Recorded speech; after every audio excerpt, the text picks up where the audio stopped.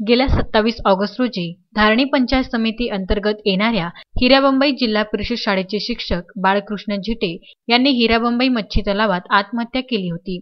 आता तब्बल 8 दिवसानंतर झिटे कुटुंबातील मृतक बाळकृष्ण झिटे यांचे लहान भाऊ गजानन झिटे यांनी शुक्रवारी धारणी पोलीस स्थानकात लेखी तक्रार दिली असून या तक्रारीमध्ये थेट मुख्याध्यापक संदीप जयस्वाल यांनी आत्महत्येस प्रवृत्त केल्याचा आरोप लावला असून त्यांच्याविरुद्ध कारवाई करण्याची मागणी सुद्धा करण्यात आली आहे।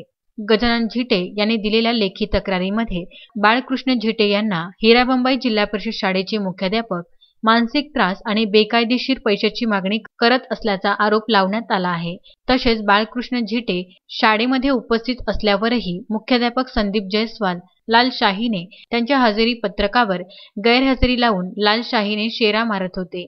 या सर्व प्रकारात बाळकृष्ण झिटे यांच्या आत्महत्येस कारणीभूत मुख्याध्यापक संदीप जयस्वाल असून त्यांच्याविरुद्ध कायदेशीर कारवाई करण्याची मागणी करण्यात आली आहे। आता या तक्रारीला अनुसरून आणि पोलिसांद्वारे करण्यात आलेल्या घटनास्थळ पंचनाम्यापासून तर इतर तपासाच्या आधारावर कोणती कारवाई केली जाणार हे भविष्यात पाहण्यायोग्य बाब ठरणार आहे।